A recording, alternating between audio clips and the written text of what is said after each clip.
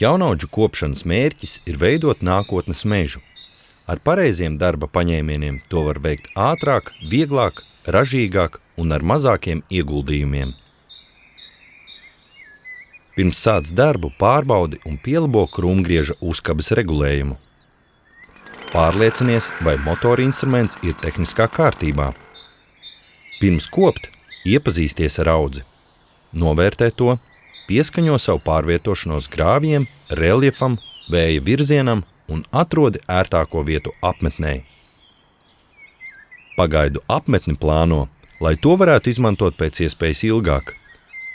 Lai ir, kur paslēpt degvielas kanniņu no saules un lai varētu pārvietoties tā, ka ar krūmgriezi, kam beigusies degviela pēc kanniņas, nav jādodas pāri pus cirsmai. Cirsmā maršrutus un joslu platumus plāno tā, lai degviela krūmgriezī beigtos iespējami tuvu apmetnes vietai. Kad izstrādātas vairākas joslas, parēķini, vai izdevīgāk nav degvielas kanniņu pārvietot tuvāk joslai, kurā tu strādā. Ja audzē strādājat vairāki, sekojiet viens otram un vērojiet līdzi, lai kopjamās slejas nekrustotos, vienmēr saglabājot vienam no otra 15 metru drošības attālumu.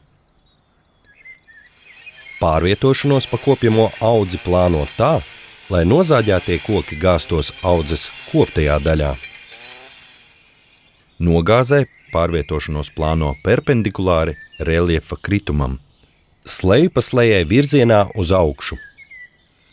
Pēc iespējas izvairies no grāvis šķērsošanas. Stabila pārvietošanās ļaus taupīt spēkus un strādāt raitāk, kā arī pasargās no paklupšanas un pārslodzes.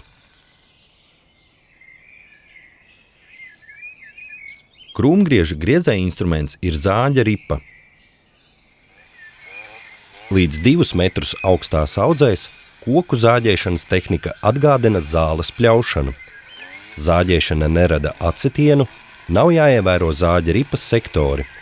Koku krišanas virzienu nosaka motora instrumenta vēziena virziens. 2 metrus un augstākās audzēs koki ir resnāki, un to zāģēšana var radīt acetienu. Tādēļ ievēro zāģa ripas labākos zāģēšanas sektorus. Vēlamo koku krišanas virzienu var panākt, izmantojot zāģa ripas griešanās virzienu un slīpu zāģējumu. Pieliekot kokam kreiso ripas pusi, rezgals tiek parauts uz zāģētāja pusi, un koks kritīs prom no tevis. Pieliekot labo ripas pusi, tas kritīs uz tavu pusi. Jāievēro, ka ripai notrulinoties, koka rezgalis tiek mests ar lielāku spēku. Sagāžot krūmgriezi pa kreisi, rezgals noslīd uz kreiso pusi, un koks krīt uz labo pusi. Sagāžot uz labo pusi, koks krīt pa kreisi. Kokus var zāģēt, izmantojot rāvienu. Rāvienu pa labi, rāvienu pa kreisi. Vējš palīdzēs nogāzt kokus vēlamajā virzienā. Koku, kas iekāries, var noguldīt to sagarinot. Kombinējot šos paņēmienus, var nodrošināt raitu darbu.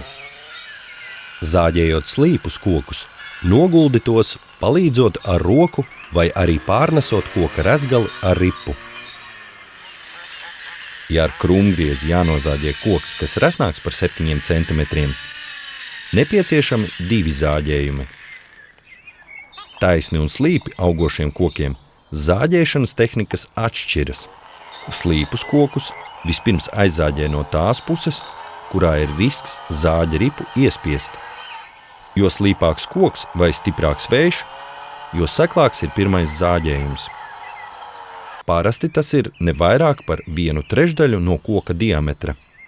Pēc tam koku līdz galam nozāģē no pretējās puses. Taisnu koku iezāģē slīpi, lai koks nokristu pats un to nevajadzētu gāzt ar roku. Resnākiem kokiem veido ķīļveida aizzāģējumu. Ar krūmgriezi vieglāk ir izveidot aizzāģējumu ar slīpumu uz leju. Koku nozāģē nedaudz virs aizzāģējuma, ja nepieciešams, koku kritienā ievadi ar roku. Pudurim apkārt vispirms izkop laukumu, kur noguldīt nozāģētos kokus. Vispirms nozāģēt dažus pudura ārējos kokus apmēram metra augstumā, jo zāģējot uzreiz pie sakņu kakla, zāģa ripu var iespiest. Pēc tam nozāģēt tos līdz ar sakņu kaklu, iekļūstot pudura iekšienē. Tālāk puduri izgāz tā dabīgā sagāzuma virzienos uz visām pusēm. Koku zāģēšanas laikā iespēja robežās izmanto izklupienus, noslogojot kājas, nevis muguru. Mugura jaunauģu kopšanā nogurst visvairāk. Resnāku koku nozāģēšanai audzē var izmantot motorzāģi.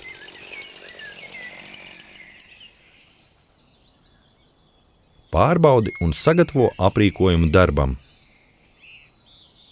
Novērtē darba apstākļus, plāno darbu.